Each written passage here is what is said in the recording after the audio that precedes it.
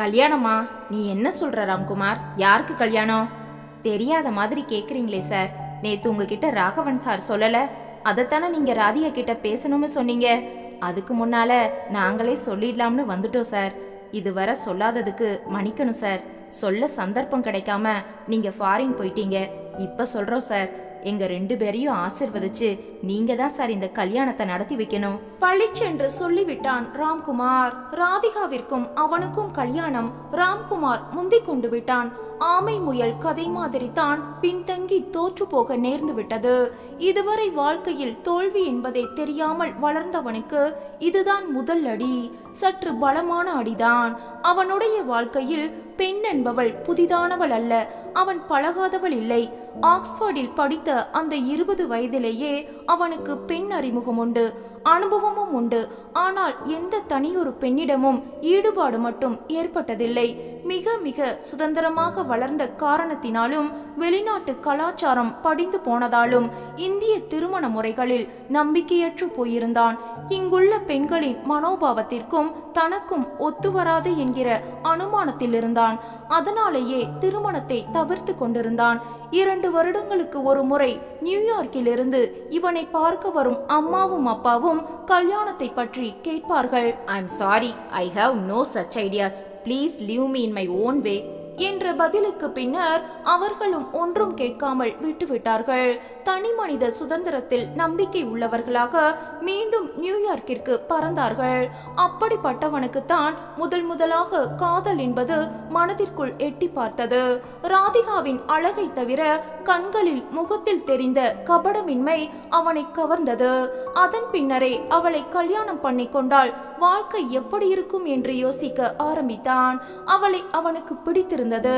தனக்கு அவள் மீது ஏற்பட்டிருப்பது வெறும் கவர்ச்சி இல்லை, ஒரு நாள் கிடைக்கக்கூடிய பட்சத்தில் அடங்கிவிடக் கூடியதில்லை என்பதை உணர்ந்த போது அவனுக்கே ஆச்சரியமாக இருந்தது. Am I in love என்பதை தனக்குத்தானே கேட்டுக்கொண்டான். Are you true in love என்று தன்னைத்தானே மீண்டும் கேட்டுக்கொண்டு எஸ் எஸ் என்று உறுதியான பதில் வந்த பின்பே அன்று ராதிகாவிடம் சொல்ல தயாரானான். நேரமின்மையால் தள்ளி போட்டு பின்னர் அமெரிக்காவிலிருந்து திரும்பி வந்த பின்பு சொல்லலாம் என்றிருந்தது. இப்போது இப்படி திசை திரும்பி இருக்கிறது. இவளை அடைகிற அதிர்ஷ்டசாலியாக ராம்குமார் மாறி இருக்கிறான். இவள் அவனைத்தான் விரும்புகிறாள் என்கிற பட்சத்தில் that is all my luck என்று அவர்களை வாழ்த்தி அவர்கள் கேட்டுக்கொள்கிற மாதிரி சந்தோஷமாக கல்யாணம் பண்ணி வைப்பதை தவிர வேறு என்ன வழி இருக்கிறது? சட்டென்று தன்னை சுதாரித்து கொண்டான். இந்த திருப்பம் தன்னை ஆழமாக பாதித்து விடாத அளவில் எளிதாய் எடுத்துக்கொள்ள வேண்டும் என்கிற முடிவில் தன் வழக்கமான புன்சிரிப்பை முகத்திற்கு கொண்டு வந்தான். எப்போதும் பார்க்கிற மாதிரி கம்பீரமாக பார்த்தான். பின்னர் சாமர்த்தியமாக தன் உணர்ச்சிகள் எதையும் வெளிக்காட்டாமல் ராம்குமாரின் கையை பற்றி குலுக்கினான். பணம், புகழ், படிப்பு, அந்தஸ்துன்னு எது எதெல்லாமோ என்கிட்ட இருக்கிறதா கொஞ்சம் முன்னால சொன்னேன்ல ராம்குமார்.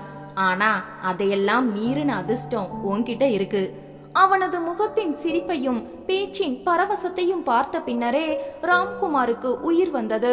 முதல் 5 நிமிடங்கள் அவன் அமைதியாக இருந்ததில் உள்ளுக்குள் பதறின பதட்டமெல்லாம் வடிந்து பழைய உற்சாகம் தொற்றிக்கொள்ள சொன்னான்.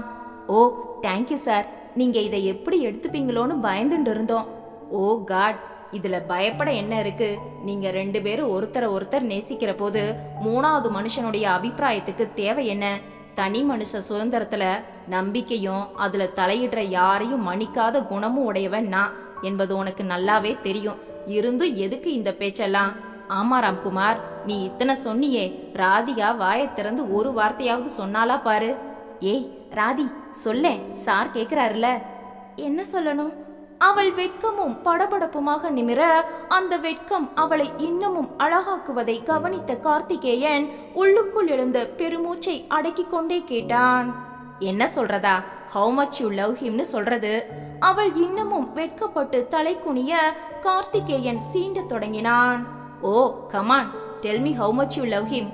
திஸ் மச் என்று 2 கைகளையும் மிரித்து அழகாய் அபிநயம் மாதிரி காட்ட அதை பார்த்த அவள் கன்னங்களில் சிவப்பேற மெலிதாய் நாட் திஸ் மச் என்றாள். அவன் விடுவதாக இல்லை.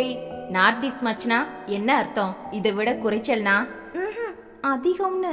எவ்வளவு அதிகம்? இந்த உலகத்தை விட அதிகம்னு வச்சுக்கோங்களேன். அடேங்கப்பா என்று கார்த்திகேயன் சிரிக்க ஆரம்பித்ததும் அவர்களும் அவனோடு சேர்ந்து கொண்டனர். சிரிப்பு அடங்கினதும் ராம்குமாரை பார்த்து கேட்டான், உனக்கு யாரும் இல்ல, உன் பக்கத்துல இருந்து இந்த கல்யாணத்துக்கு எந்தவித அப்ஜெக்ஷனும் இருக்காதுன்னு எனக்கு தெரியும். How about her? அவ வீட்டுல அப்பா அம்மா எல்லாம் இதுக்கு ஒத்துண்டாங்களா?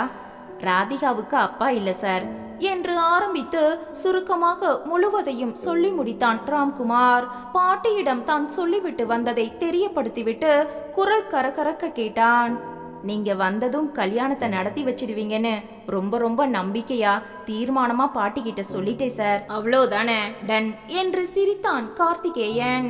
நெக்ஸ்ட் முகூர்த்தம் எப்பன்னு பார்க்க சொல்லி உடனே ஏற்பாடு பண்ணிடுறேன். பொண்ணு வீடு பிள்ளை வீடு ரெண்டுக்கும் நானே முன்ன நின்று நடத்தி வைக்கிறேன்.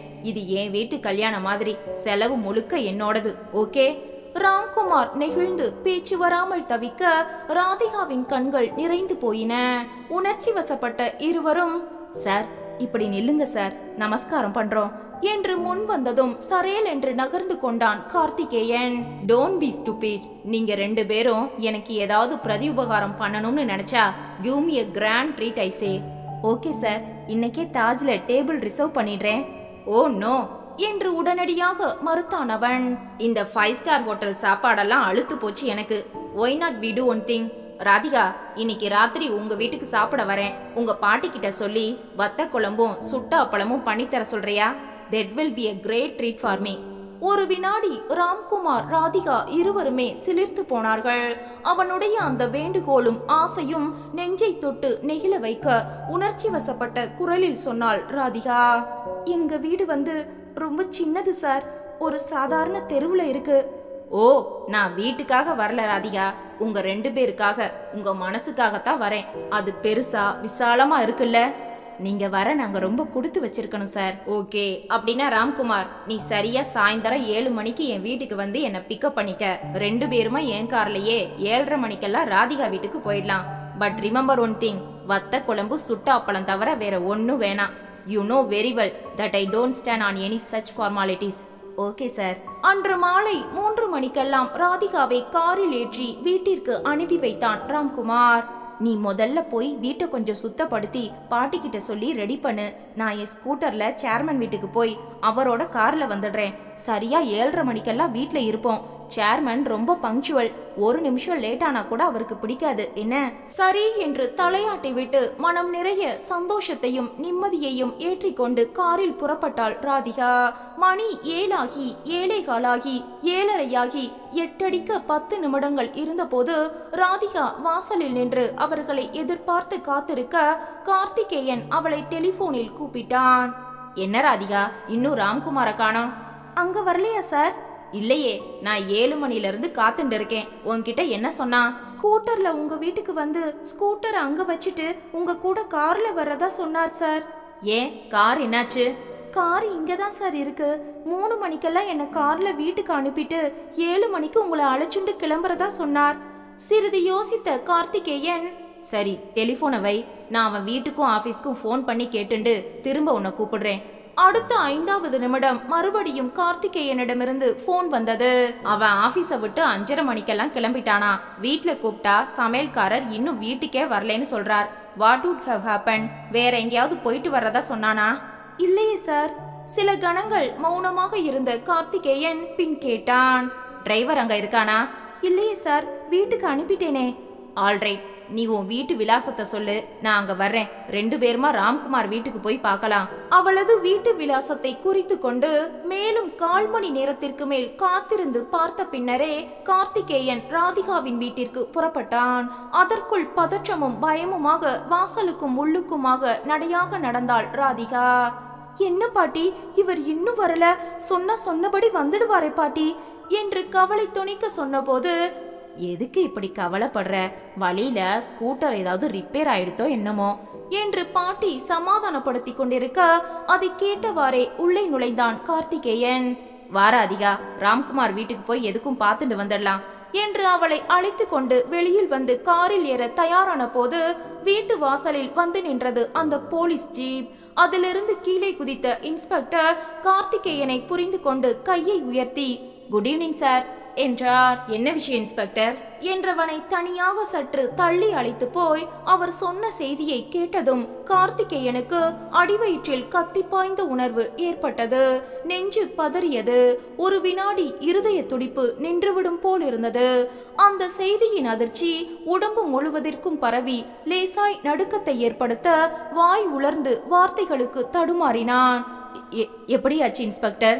1000 லைட் கிட்ட சார். இவர் கிரீம்ஸ் ரோட்ல இருந்து வேகமா வந்து இடது பக்கம் திரும்பி இருக்கார். ஃப்ளைஓவர்ல இருந்து வந்துட்டு இருந்த லாரி மோதி இவர் இடது பக்கம் விழுந்திருந்தார்னா தப்பிச்சிருப்பார். ஆனா வலது பக்கம் விழுந்ததுல அவரோட வயித்து மேல லாரி ஏறி இறங்கிருச்சு. மை காட், மை காட் என்று வாய்விட்டு சன்னமாக கதறினான் கார்த்திகேயன். இனம் புரியாத பயமும் கலவரமும் கவிழ்ந்து முகம் வெளிரி கார் கதவை பிடித்து கொண்டிருந்த ராதிகாவை மெல்ல திரும்பி பார்த்தான். நெஞ்சினுள் சொல்ல இயலாத சோகமும் துக்கமும் பரவின. முதலாக தன் அறைக்குள் நுழைந்து நாற்காலி விளிம்பில் உட்கார்ந்திருந்த அந்த ராதிகாவை மீண்டும் பார்க்கிற மாதிரி தோன்ற உள்ளுக்குள் குமுறி போனான். இந்த பெண்ணிடம் எப்படி சொல்ல போகிறோம்? எவ்வாறு இவளால் இதை தாங்கிக் கொள்ள முடியும்? அதற்கு மேல் அவளை பார்க்கிற சக்தியற்று மீண்டும் இன்ஸ்பெக்டரின் பக்கம் திரும்பினான். இப்ப பாடி எங்க இருக்கு? ஜிஹெச்ல சார். போஸ்ட்மார்ட்டத்துக்கு கொண்டு போயிருக்காங்க. எல்லாம் முடிந்து போயிற்று. ராம்குமார் என்ற அன்பான, அழகான, மென்மையான, நளினமான 30 வயது இளைஞனின் வாழ்க்கைக்கு சட்டென்று முற்றுப்புள்ளி வைக்கப்பட்டு விட்டது. அவனது சிரிப்பு, நிதானமான பேச்சு எல்லாம் அடங்கி போய்விட்டது. சொல்லு கண்ணம்மா என்று ராதிகாவை பார்க்கிற போதே குலைகிற குரலும் வருடி கொடுக்கிற பார்வையும் ஒடுங்கி போய்விட்டது. மிக இனிமையாய் தொடர்ந்த காதல் காவியம் ஒன்று சட்டென்று எதிர்பாராத விதத்தில், எதிர்பாராத சந்தர்ப்பத்தில் நிறுத்தப்பட்டு விட்டது. அவனது உயிர் அடங்கி 12 மணி நேரமான பின்னர் மறுநாள் காலையில்தான் உடல் வீட்டிற்கு கொண்டு வரப்பட்டது. அதுவும் கார்த்திக் தானே ஆஸ்பத்திரிக்கு போய் அன்றிரவு முழுவதும் கூட இருந்து வினாடி நேர ஓய்வோ தூக்கமோ இன்றி ஆஸ்பத்திரி அதிகாரிகளையும் மற்றும் சந்திக்க வேண்டியவர்களை எல்லாம் சந்தித்து கையெழுத்து போட வேண்டிய இடங்களில் கையெழுத்து போட்டு அங்கேயே காத்திருந்ததால் சீக்கிரம் கொடுக்கப்பட்டது. முகம் மட்டும் வெளியில் தெரிய உடம்பு முழுவதையும் வெள்ளை துணியால் போர்த்து இறுக கட்டி கொடுத்திருந்தார்கள். முகத்தில் ஒரு காயமில்லை, அடியில்லை, இரத்த கரையில்லை, வெறும் சிராய்ப்பு, கீறல் என்பது கூட இல்லை. அப்போதும் மென்மையான புன்னகை ஒடுகிற முகமாகத்தான் இருந்தது. ஏதோ குளிருக்கு அடக்கமாக இழுத்து போர்த்தி கொண்டு தூங்குகிற மாதிரி பட்டது. எழுந்திரு ராம்குமார் என்று தட்டி எழுப்பினால் எழுந்து உட்கார்கிற மாதிரி தோன்றியது. அப்படி தட்டி எழுப்பி உட்கார்த்தி வைத்து விட மாட்டோமா என்று தவித்தான் கார்த்திக். உள்ளுக்குள் துடித்து போனான், துவண்டு போனான். அதற்குள்ளாகவே லேசாய் கருமையோட துவங்கி இருந்ததை தவிர மற்றபடி சாவின் கோரமோ அத்தனை பயங்கரமான விபத்தில் சிக்கின அறிகுறியோ சிறிது கூட இல்லாத ராம்குமாரின் முகத்தை பார்த்து பொங்கி வந்தது.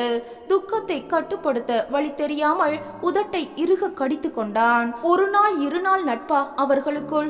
எத்தனை வருட பழக்கம்? கல்லூரியில் 2 பேரும் அடித்த அரட்டை எத்தனை, பார்த்த சினிமாக்கள் எத்தனை, பேசின பேச்சுக்கள் எத்தனை. அதன் பின் இவன் வெளிநாட்டில் படிப்பை தொடர போன பின்னரே சற்று நீண்ட இடைவெளி விழுந்து போய்விட்டது. எப்போதாவது கடிதம் எழுதுவதை தவிர வேறு தொடர்பற்றிருந்தது. அதுவும் இவன் அமெரிக்காவிலிருந்து திரும்பி வந்து தன் கம்பெனியின் சேர்மன் என்ற பொறுப்பை எடுத்துக்கொண்ட உடனே தானே நேராக ராம்குமாரின் விலாசத்தை தேடி கண்டுபிடித்து அழைத்து கொண்டு வந்து விட்டான். தன் காரியதரிசி அந்தஸ்தோடு வீடு, கார், டெலிபோன் சகல வசதிகளும் தந்தான். ராம்குமார் அன்று அவனது கைகளை பற்றி கொண்டு உணர்ச்சி மிகுதியில் கண் கலங்கியது கூட ஞாபகத்திற்கு வந்தது. நீ என்னை ஞாபகம் வச்சுண்டு ஐம் சாரி, இனிமே இந்த நீ வா போன்றதெல்லாம் நான் விட்டுடணும். நீ என்னோட பாஸ், கம்பெனி சேர்மன்றத மறந்துடக்கூடாது. அதனால இப்போல இருந்து சார்னு கூப்பிட பழகிக்கிறேன். இந்த அளவுக்கு என்னை தேடி வந்து இத்தனை பெரிய உத்தியோகத்தை, என் வசதிகளை எல்லாம் சேர்த்து உயர்த்தின உன்ன ஐம் சாரி. உங்களை என்னால என்னைக்கும் மறக்க முடியாது சார். ஸ்ரீராமனுக்கு ஆஞ்சநேயர் இருந்த மாதிரி கடைசி வரை இருப்பேன் சார். உங்க எல்லா காரியத்துக்கும் ஒத்தாசையா இருப்பேன். ஆஞ்சநேயராக இருப்பேன் என்றவன் அற்பாயுளில் முடிந்து போனான். அனுமானை சிரஞ்சீவி என்பார்கள். ஆனால் இவன் 30 வயதிற்குள் முழுதாய் வாழ்க்கைக்குள் காலடி எடுத்து வைப்பதற்குள் இப்படி ஏதோ ஒரு லாரியின் கீழ் அகப்பட்டு மிதிப்பட்டு வெள்ளை துணியால் உடம்பு சுற்றி கொடுக்கப்பட்டு மார்ச்சுவரிலிருந்து உடலை வெளியே கொண்டு வந்தபோது மேனேஜர் ராகவன் கைக்குட்டையால் வாயை பொத்திக் கொண்டு உடல் குலுங்க கார்த்திக்கை நெருங்கி குமுறியவாறு கேட்டார். பாடியை எங்கு கொண்டு போகலாம் சார்? கார்த்திக் ஒரு வினாடி பேசாமல் இருந்தான். நெஞ்சு ஏறி இறங்கிற்று. அத்தனை அழுகை, குமுறல் எல்லாவற்றையும் ஓர் ஆழமான பெருமூச்சில் வெளிப்படுத்தி சொன்னான். நேரா ராதிகா வீட்டுக்கு போலாம். வேனில் இருந்து உடலை இறக்கி கொண்டு வந்து ராதிகாவின் வீட்டு கூடத்தில் கிடத்தின போது வீடே குலுங்கிற்று. ஆபீஸில் இருந்து வந்திருந்த அத்தனை பேரும் கதறினார்கள். எது எதுவோ சொல்லி அழுதார்கள். ராம்குமார் வேலையில் சேர்ந்த முதல் நாளிலிருந்து இதுவரை அழுகைக்கிடையிலும் அலசினார்கள். ஒவ்வொருவரும் தங்களுக்கு அவனோடு இருந்த சம்பந்தத்தை, நட்பை, பரிவை, பாசத்தை எல்லாம் சொல்லி சொல்லி பரிமாறிக்கொண்டார்கள். சாவு நடந்த எல்லா வீட்டிலும் செத்து போன மனிதனின் நல்ல குணங்களையும் அவன் செய்த உதவிகளையும் அவனோடு இருந்த உறவு முறைகளையும் மட்டுமே வெளிப்படுத்துகிற ஒரு பண்பாடு அந்த இடத்திலும் வெளிப்பட்டது. அக்கம் பக்கத்தில் இருந்த ஒரு வீடு தவறாமல் வந்து பார்த்து அப்போது யாரிடம் எவ்வாறு துக்கம் தெரிவிப்பது என்பது தெரியாமல் மௌனமாய் நின்று மெல்ல திரும்பிக் கொண்டிருந்தார்கள். அன்றொரு நாள் சாமிநாதனின் கால் எலும்பு உடைந்து கட்டு போட்டு கொண்டு வந்த அன்று சாமியும் பாட்டியும் கேட்டுக்கொண்டதற்கு இணங்க எந்த இடத்தில் படுத்து தூங்கினானோ அதே இடத்தில் இன்று அவனுடல் கிடத்தப்பட்டிருந்தது. சாமிநாதனும் சிவாவும் அவனது முகத்தையும் உடம்பையும் தொட்டு தொட்டு பார்த்து புலம்பினார்கள். மாமா மாமா என்று விசும்பினார்கள். இனிமே எனக்கு யாரு மாமா இந்தி சொல்லி தருவா? யாரு மாமா வெளியில அழைச்சிட்டு போவா? யாரு மாமா கேரம் கிரிக்கெட் விளையாடுவா என்று கேள்வி மேல் கேள்வியாக தங்களுக்கு அவன் செய்ததை எல்லாம் வெளிப்படுத்தின போது ஆபீஸில் இருந்து வந்திருந்த அத்தனை நெஞ்சங்களும் உருகி போயின. கண்ணோரங்கள் நனைந்து கன்னங்களில் பெருக்கெடுத்தன. யார் யாரோ அவர்களை சமாதானப்படுத்த முயன்று முடியாமல் போக கடைசியில் கோடி வீட்டு மாமா விடாமல் அவர்கள் இருவரின் கைகளையும் பற்றி தூக்கி நிற்க செய்து தன் இரு பக்கங்களிலும் அழைத்து சென்றார். இவை எல்லாவற்றையும் பார்த்தும் பார்க்காதவளாய், கேட்டும் கேட்காதவளாய் ராம்குமாரின் முகத்தருகில் உறைந்து போய் உட்கார்ந்திருந்தாள் ராதிகா. அழுகை வரவில்லை. எல்லாம் உள்ளுக்குள்ளேயே அடைத்து கொண்டதில் நெஞ்சு கனத்தது. பாரமாக அழுத்திற்று. சொல்லில் அடக்க முடியாத துக்கத்தில் இறுகி கிடந்தது. சுயநினைவு அற்று போனது. ராம்குமாரின் முகத்தை விட்டு நகராமல் பார்வை பதிந்து கிடந்தது. வார்த்தைகள் நெஞ்சினடியிலிருந்து எழும்பி தொண்டைக்குழி வரை வந்து மீண்டும் சறுகி கொண்டு போயின. இன்னமும் கூட ராம்குமார் செத்து போனதை தான் நம்பவில்லை என்கிற மாதிரி அவன் தூங்கிக் கொண்டிருக்கிறான், இதோ எழுந்துவிட போகிறான் என்பதற்காக காத்து கொண்டிருப்பவளாக உட்கார்ந்து அந்த முகத்தை தொட்டு தொட்டு பார்த்து அதன் சில்லிப்பு அடிவயிற்றில் சளீரென்று இறங்குவதை உணர்ந்ததும் வெளிப்படுத்துகிற வகை தெரியாதவளாக அவனது முகத்தில் வந்து உட்கார்ந்த ஈயை விரட்டி கழுத்தில் போடப்பட்டிருந்த ரோஜா மாலைகளையும் மல்லிகை மாலைகளையும் சரிப்படுத்தி பார்க்க பார்க்க பாட்டிக்கு அடிவயிறு குமுறிற்று. நெஞ்சு நெருப்பாக பற்றி எரிந்தது. உடம்பு முழுவதுமே தகித்தது. கல்யாணத்தில் மாலை மாற்ற வேண்டியவள் இப்போது இப்படி பக்கத்தில் உட்கார்ந்து அவனது உடம்பில் விழுந்திருந்த மாலைகளை சரி செய்வது சகிக்க முடியாததாக இருந்தது. பழுத்த மரம் மாதிரி தான் இருக்க இந்த பிஞ்சை பறித்து போனவனின் மீது கோபமும் வெறுப்பும் ஏற்பட்டது.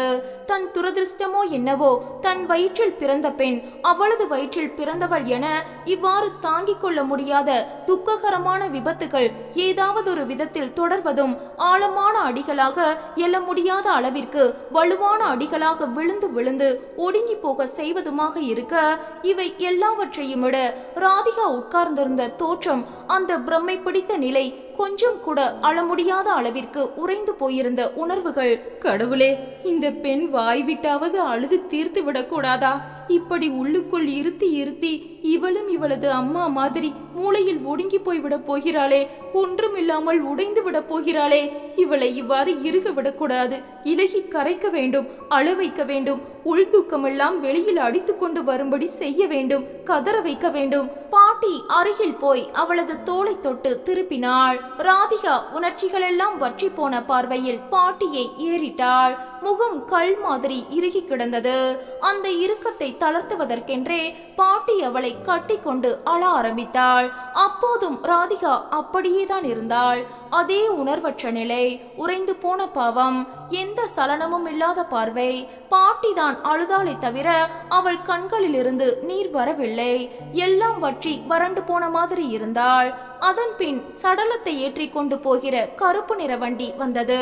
கார்த்திக் குளித்து ஈரவேஷ்டியுடன் தானே நெருப்பு சட்டியை தூக்கி கொண்டு வண்டியில் ஏறி ராம்குமாரின் உடல் கிடத்தப்பட்டிருந்த தலைமாட்டில் உட்கார்ந்ததும் அப்போதுதான் தன் உணர்வு பெற்றவளாக கார்த்திக்கிடம் கேட்டாள் ராதிகா. முதல் முறையாக வாய் திறந்து பேசினாள். நானும் கூட வரேன் சார். நம்மள பொம்மநாட்டிகள் மயான வர கூட போற பழக்கம் இல்ல. அந்திம கிரியை பண்ண வந்தவரும் இன்னும் சிலரும் ஆட்சேபிக்க கார்த்திக் அழுத்தமான குரலில் சொன்னான். இல்ல, ராதிகா வரட்டும். பாட்டி, நீங்க அவளுக்கு துணையா கூட வாங்க. துணை? அந்த ஒரு வார்த்தையில் ராதிகாவின் உள்ளுணர்வு சடார் என்று விழித்து கொண்டது. மனம் ஒரு வினாடி புரண்டது. ராம்குமாருடன் பழக ஆரம்பித்த அந்த முதல் நாளிலிருந்து ஒவ்வொன்றாக நினைத்து கொண்டது. அவன் கார்த்திகின் அறையிலிருந்து தன்னை அழைத்து கொண்டு போனது, ஆபீஸ் முழுவதையும் சுற்றி காட்டியது, ஒவ்வொருவராக அறிமுகப்படுத்தியது, பின்னர் அவளது அறைக்கு கூட்டி வந்து நிதானமாய் அமைதியாய் வேலைகளை சொல்லி தந்தது, வேலையில் அவள் சின்ன சின்ன தப்பாக செய்த போதெல்லாம் திருத்தியது, அவன் கொஞ்சம் கொஞ்சமாய் நெருங்கி வந்து பேசி சிரித்து வீட்டிற்கு வந்து அவளை காரில் அழைத்து போய் மெதுவாய் இதமாய் தன் காதலை தெரிவித்து தன்னை மார்பில் அணைத்து கூந்தலை வருடி, நீ அழக்கூடாது கண்ணம்மா, இனிமே இந்த கண்ணுல தண்ணி வரத நான் பார்க்க கூடாது. உன்னுடைய மன கஷ்டம், பண கஷ்டம், கவலை, வருத்தம் எல்லாத்தையும் என்கிட்ட விட்டுடு. அம்மா, பாட்டி, சிவா, சாமிநாதன் எல்லார் பொறுப்பையும் என்கிட்ட தந்துடு. நான் பாத்துக்கிறேன். இனிமே உனக்கு எல்லாமா நான் இருக்கேன். என்ன கண்ணம்மா, சரியா? என்பதை திரும்ப திரும்ப சொல்லி காதருகில் முணுமுணுத்து கன்னங்களில் உதடுகளை அழுத்தி அவளையும் அறியாமல் தன் கன்னங்களை தடவி விட்டு கொண்டாள்.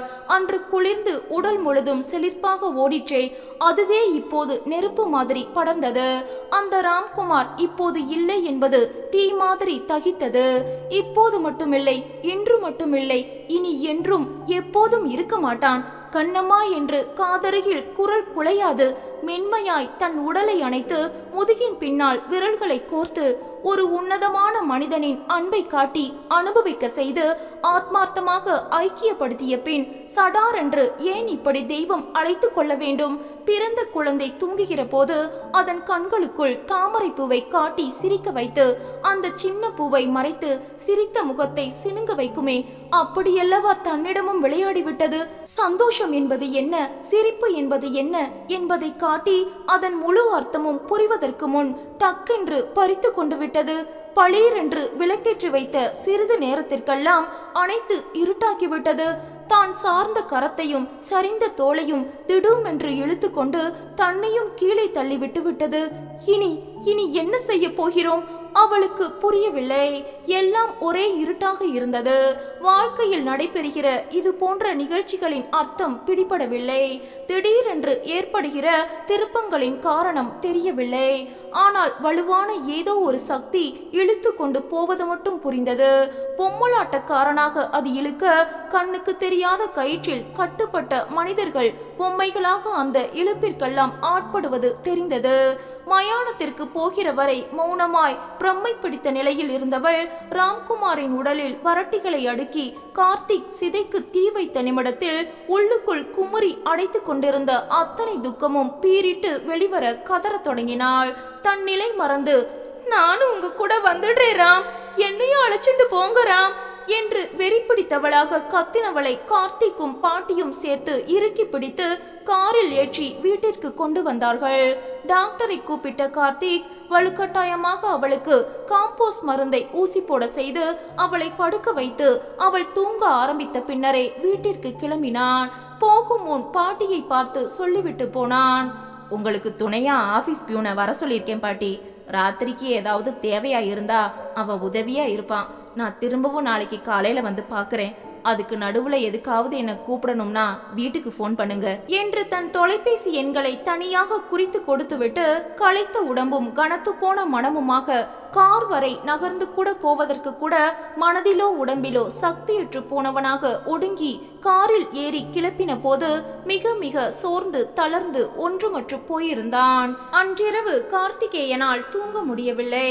உடம்பும் மனசும் அடித்து போட்ட மாதிரி வலித்தது. எங்கு திரும்பினாலும் ராம்குமாரின் சிரிப்பு கண்ணில் பட்டது. அதை தாங்கிக் கொள்ள முடியாதவனாக கண்களை மூடிக்கொண்ட போது உள்ளுக்குள் நின்று அந்த முகம் அதே புன்னகையை வெளிப்படுத்தியது. அந்த முகமும் புன்னகையும் பெண்மையின் மென்மை கலந்த சாயலும் எஸ் சார், ஓகே சார் என்கிற பணிவான பேச்சும் இதுவரை எதற்கும் அழுதறியாத கார்த்திகேயனின் கண்களில் நீர் கட்டி நின்றது. வாய் ராம்குமார் ராம்குமார் என்று அரற்றிற்று. உடனே ஓடிப்போய் அவனை பார்க்க வேண்டும் போல் இருந்தது. மயானத்தில் அவன் உடலில் வரட்டிகளை அடுக்கி நெஞ்சில் நெருப்பிட்டது நினைவிற்கு வந்து மனதை சுட்டது. அத்தனை நெருப்பும் தனக்குள் இறங்கின மாதிரி தகித்தது. அந்த உடம்பிலா வரட்டிகளை அடுக்கச் சொன்னேன், அந்த நெஞ்சிலா நெருப்பை கொட்டினேன். எப்படி எப்படி முடிந்தது என்னால்? நினைவுகளின் தகிப்பில் எரிந்து போனான் அவன். எப்போதுமே கற்பனை உலகில் மிதப்பவன் அல்ல அவன். கனவுகளை வளர்த்து அக்காட்சிகளில் லயிப்பவன் அல்ல. எதிலும் அவ்வளவு சுலபமாகவோ சீக்கிரமாகவோ தன்னை இழக்காதவன். நிதர்சனமான மனிதன். நடைமுறை வாழ்க்கையை புரிந்து கொண்டவன். எதனோடும் கைக்குலுக்க கற்றுக்கொண்டவன். தன் விருப்பத்திற்கு மாறாக நடப்பனவற்றை இயல்பாய் ஏற்றுக்கொள்ள பழக்கப்பட்டவன். அப்படிப்பட்டவனாலேயே இதை ஏற்றுக்கொள்ள முடியவில்லை. மரணம் தவிர்க்க முடியாத ஒன்று என்பது புரிந்திருந்தாலும் ராம்குமாரின் இந்த அகால மரணம் அவனை மிகவும் பாதித்தது. தாங்கிக் கொள்ள முடியாததாயிற்று. ஒவ்வொன்றாய் நினைக்க நினைக்க நெஞ்சு நெகிழ்ந்து போயிற்று.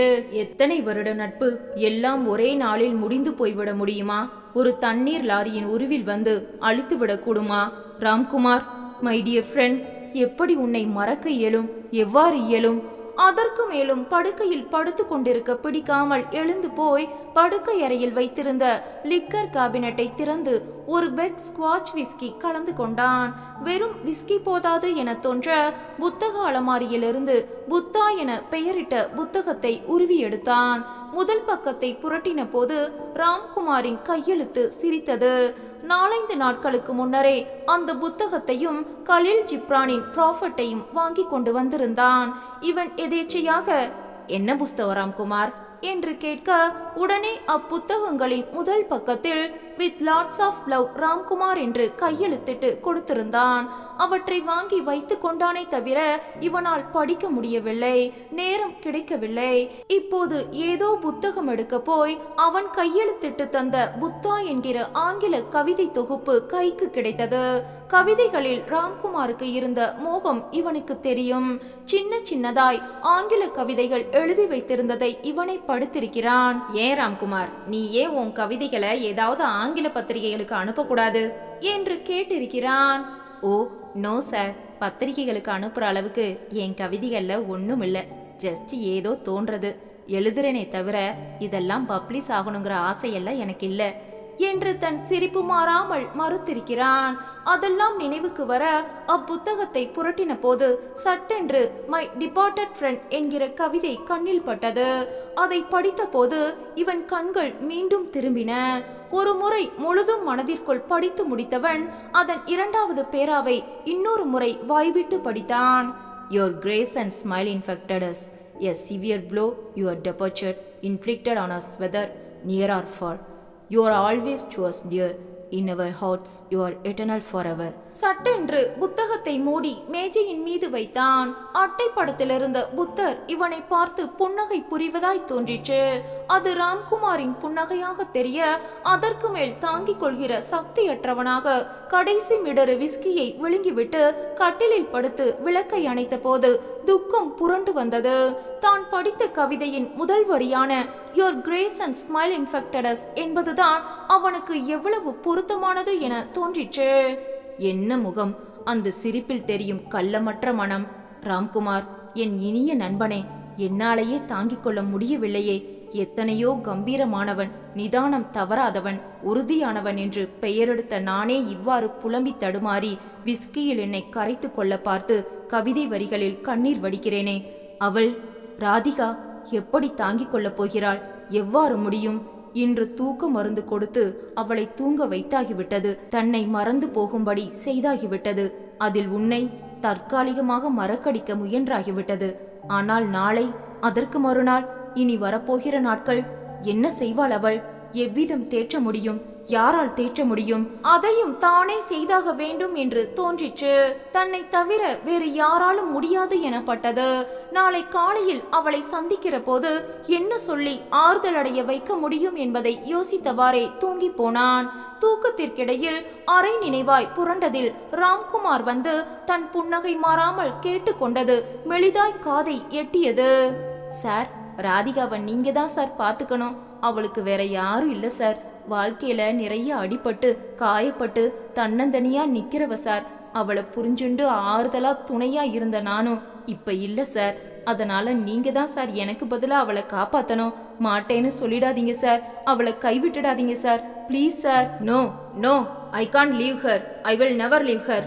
அது கனவு என்பதை கூட உணர முடியாத கார்த்திகேயன் சடார் என்று எழுந்து உட்கார்ந்து வாய்விட்டு எதிரில் நிற்கிற ராம்குமாருக்கு வாக்களிக்கிற உறுதியான குரலில் சொன்னான். மறுநாள் காலையில் எழுந்து குளித்துவிட்டு ராதிகாவை பார்க்க கிளம்பின போது ராத்திரி ஏற்பட்ட துக்கம் புலம்பல் எல்லாம் அடங்கி சற்று தெளிவானவனாக காணப்பட்டான். பழைய கார்த்திக்காக கம்பீரமானவனாக இருந்தான். மரணம் சாஸ்வதமானது, ஆனால் அதுவே முற்றுப்புள்ளி அல்ல என்பதை புரிந்து கொண்டவனாக இருந்தான். தான் புரிந்து கொண்டதையெல்லாம் ராதிகாவிற்கும் புரிய வைக்க வேண்டும் என்று தோன்ற ராத்திரி தான் படித்த அந்த மை டெபோர்டட் ஃப்ரெண்ட் என்ற கவிதை அடங்கிய தொகுப்பு புத்தகத்தை எடுத்துக்கொண்டான். அதை அவளுக்கு படித்து காட்ட வேண்டும். அதிலும் அந்த கடைசி வரியான In our hearts you are eternal forever என்பதை அழுத்தி படிக்க வேண்டும். ராம்குமார் நம் நெஞ்சங்களை விட்டு எங்கும் போய்விடவில்லை என்பதை தெரிய வைக்க வேண்டும். அவன் எங்கும் போய்விடவில்லை, இங்கே நம் நெஞ்சங்களில் நிரந்தரமாகத்தான் குடியிருக்கிறான் என்பதை எடுத்து சொல்லியாக வேண்டும். அவன் போன போது வீடு அதி அமைதியாக இருந்தது. அந்த அமைதி மிகுந்த சங்கடத்தை ஏற்படுத்தியது. அரை மூலையில் சுவரில் சரிந்து எங்கோ வெறித்தவாறு உட்கார்ந்திருந்த ராதிகாவை பார்த்ததும் அந்த சங்கடம் இன்னமும் அதிகமாயிற்று. ஆனால் அதை வெளிப்படுத்தாதவனாக அருகில் போய் கூப்பிட்ட பின்னரே அவன் வந்திருப்பதை உணர்ந்தாள். அத்தனை துக்கத்திலும் மரியாதை தவறாதவளாக எழுந்து நின்றாள். வாங்க சார் என்றபோது குரல் பாதாளத்திலிருந்து ஒலிக்கிற மாதிரி கேட்டது. அவள் எதிரில் தரையில் உட்கார போன போது பதறினவளாக சொன்னாள், இருங்க சார், நாற்காலியை இழுத்து போடுறேன். வேண்டாம், உட்காரு. இப்படி உட்கார்ந்து பேசுறதே சௌகரியமா இருக்கும்னு நினைக்கிறேன்.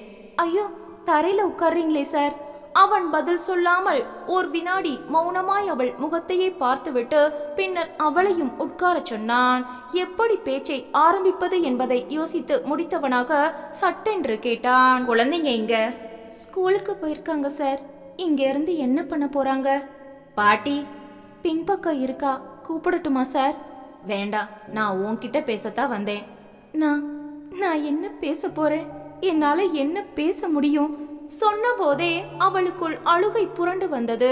கண்ணிலிருந்து கன்னங்களில் பெருக்கெடுத்து வழிய நெஞ்சு விம்மிற்று. குரல் தடுமாறிற்று. நானும் கூட போயிடக்கூடாதான்னு தோன்றது சார். ஆனா எப்படி போறதுன்னு தான் தெரியல. டோன்ட் பி ஸ்டூபிட் என்று அதட்டினான் கார்த்தி. என்ன பேசுற நீ? ராம்குமார் எங்க போயிட்டான்னு நினைச்சு இப்படி அலற? இத பாரு, உனக்கு படிச்சு காட்டணும்னு தான் இந்த புஸ்தகத்தை கொண்டு வந்திருக்கேன். இது கூட ராம்குமார் கொடுத்த புஸ்தகம் தான். முன்னால கையெழுத்து போட்டு கொடுத்துருக்கான். நேத்து ராத்திரி உன்ன மாதிரியே தாங்க முடியாம தவிச்சப்போ எதேச்சியே இந்த புஸ்தகம் கையில கிடைச்சது. இதுல டிபார்ட்டட் ஃப்ரெண்டுன்னு ஒரு கவிதை கண்ணுல பட்டுது. பிரிஞ்சு போன நண்பனை நினைச்சு அந்த கவிஞர் எழுதி இருக்கணும். இப்ப நமக்கு இது பொருத்தமானதா இருக்கும். இதை உனக்கு படிச்சு காட்டணும். இதுல வர்ற கடைசி வரிய உன் மனசுல அழுத்தமா பதிய வைக்கணும்னே இந்த புஸ்தகத்தை எடுத்துட்டு வந்திருக்கேன். படிக்கிறேன், கேக்குறியா? அவள் மௌனமாய் நீர் நிறைந்த பார்வையில் அவனை ஏறிட அவன் தன் இயல்பான கம்பீர குரலில் தெளிவாய் படிக்க ஆரம்பித்தான். மை டெபார்ட்டட் ஃப்ரெண்ட் என்கிற தலைப்பை அழுத்தி படித்துவிட்டு தொடர்ந்தான். Days have passed into years, although gone, you are in our prayers. In silence we offer you our tears.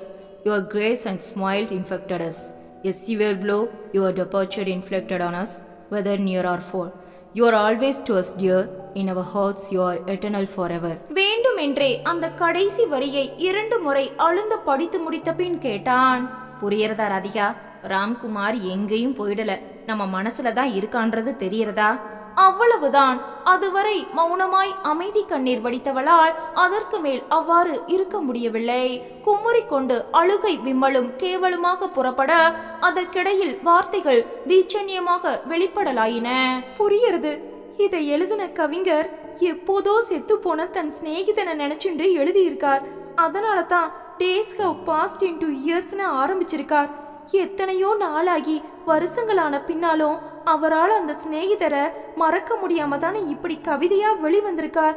எத்தனையோ வருஷங்களுக்கு அப்புறமும் ஒரு நல்ல நண்பனை இழந்த சோகம் இவ்வளவு ஆழமா வெளிப்படுறதுன்னா அந்த நட்பு எப்படி இருந்திருக்கணும்?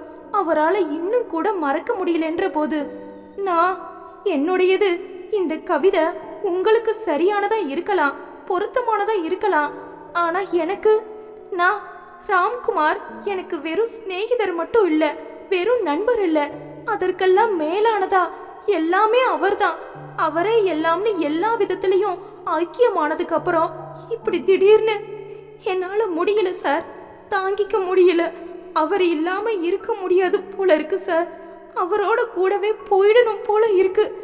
என் உடம்பு மனசு எல்லாமே அறுந்து போய் தரையில விழுந்த பள்ளியோட வாள் மாதிரி துடிக்கிறது. அந்த துடிப்பை நிறுத்த ஏதாவது வழி சொல்லுங்க சார். என்னால முடியலையே சார். நான் என்ன பண்ணுவேன் சொல்லுங்க. முகத்தை இரு கைகளாலும் மூடிக்கொண்டு மூடின கைவிரல்களுக்கு இடையில் கண்ணீர் பெருகி வழிய உடல் முழுதும் பதறி கொழுங்க அவள் கதறின கதறலில் அதிர்ந்து போனான் கார்த்திகேயன். அவளை தேற்றுகிற வகை தெரியாமல் சில வினாடிகள் மௌனமாய் அவளோடு அவளது துக்கத்தை பகிர்பவனாக இருந்து பின்னர் மெதுவாய் முதல் முறையாய் அவளது தோளை தொட்டு மிகவும் மென்மையான குரலில் சொன்னான், please Radhika, try to collect your self. நீயே இப்படி உடைஞ்சு போனா எப்படி? Come on, get up. கொஞ்சம் தைரியமா நிதானமா தேற்றிக்க முயற்சி பண்ணு. சிவா சாமிநாதனுக்கு எதிரில் நீ இப்படி அழுதியானா அந்த குழந்தைங்க என்ன பண்ணும்? ஏற்கனவே மனசு உடைஞ்சு போயிருக்கிற அவங்களுக்கு நீ தைரியமானவளா முன்மாதிரியா இருக்கணுமே தவிர இப்படி அழுது கரையக்கூடாது. அவளை வலுக்கட்டாயமாக எழுப்பி முகத்தை துடைத்து கொள்ள செய்து பாட்டியை கூப்பிட்டு சிறிது மோர் சாதம் கரைத்து தர சொல்லி டம்ளரில் ஊற்றி தந்து சாப்பிட வைத்த பின்னரே அவன் அவளது வீட்டை விட்டு கிளம்பினான். திரும்ப ஆபீஸ்ல இருந்து சாயந்தரம் வரேன். அதுவரை இப்படி குமுறி குமுறி அழாம கொஞ்சம் கொஞ்சமா உன்னை நிதானப்படுத்திக்க பாரு ராதிகா. கூடத்து ஓரத்தில் கலற்றி வைத்திருந்த செருப்பை அவன் அணிந்து கொண்டிருந்த போது குரல் நடுங்க மெல்லிய குரலில் கேட்டாள் அவள், எனக்கு ஒரு சின்ன ஹெல்ப் பண்றீங்களா சார்? என்ன வேணும் சொல்லு ராதிகா, எதுவானாலும் செய்ய தயாரா இருக்கேன். அவர் கையெழுத்து போட்டு தந்த அந்த புஸ்தகத்தை எனக்கு தரீங்களா sir? Oh, by all means என்ற போது அவனது குரலும் கரகரத்தது. கையில் இருந்த புஸ்தகத்தை அவளிடம் கொடுத்துவிட்டு வரேன் என கிளம்பினவன் வாசல் கதவருகில் நின்று திரும்பி பார்த்தபோது அந்த புத்தகத்தை தன் மார்போடு அணைத்து கையெழுத்திட்ட பக்கத்தில் அவனது கையெழுத்தின் மீது தன் உதடுகளை அழுத்தி மீண்டும் அவள் குலுங்கி அழுவது தெரிய ஒரு ஆழமான பெருமூச்சுடன் வெளியேறினான் அவன்.